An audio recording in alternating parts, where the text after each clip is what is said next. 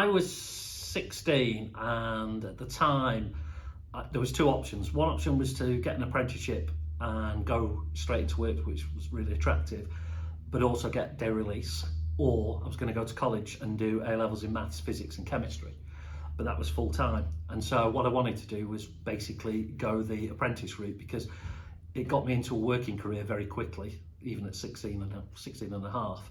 But also I got day release, which was really important for further education. So it was a really good balance.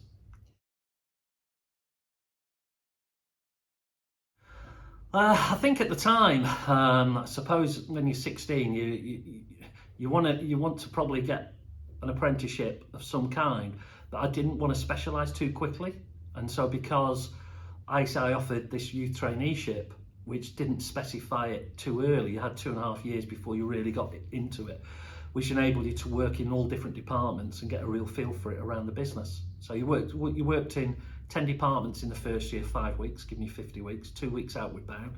Second year, you worked for 4 businesses for 3 months each. Then you offered yourself out for charity for 2 weeks again to do your Duke of Edinburgh. So they were always doing that sort of thing with you to try and improve you as a person.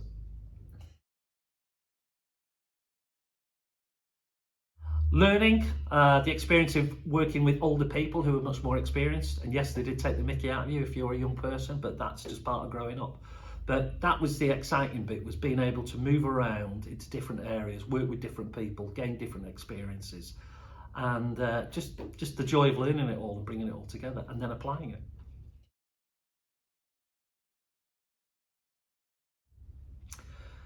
What didn't I enjoy?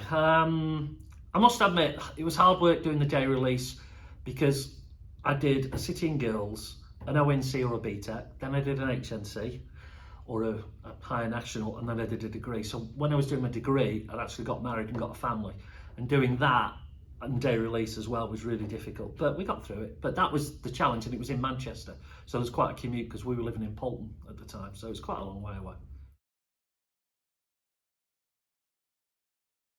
So working here, I was ops director then, I think. Yeah, ops director I was in '98. And all the supervisors and managers were doing NVQs levels 3 and 4. And so I decided that because they were doing it, then I should do something in support of them. So I did NVQ level 5 in operational management through Lancaster Uni, which was really different because it was all sort of remote learning and applying things that you'd learned in theory, then applying them in the business. So that was quite interesting from that perspective. Yeah, I think because I started work so early, it gives you a much better grounding, because and a degree of maturity, because you're in a work environment. And if you go to college and then you go to uni, you've never really experienced a real true work environment. So yeah, so it's the best of both worlds in my opinion.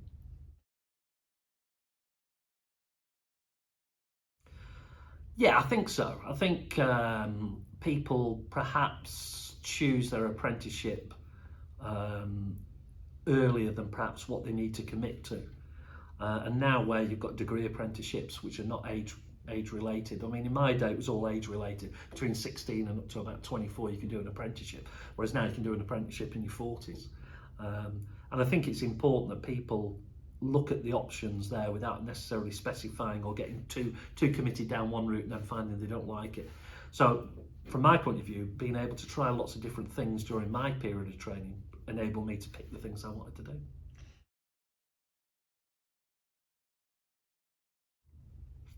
I would, because of what I've gone through, I would always say to people, do an apprenticeship, because it's a great way to learn. You meet so many people, you've got the best of both worlds, you're still getting further education as well as a job.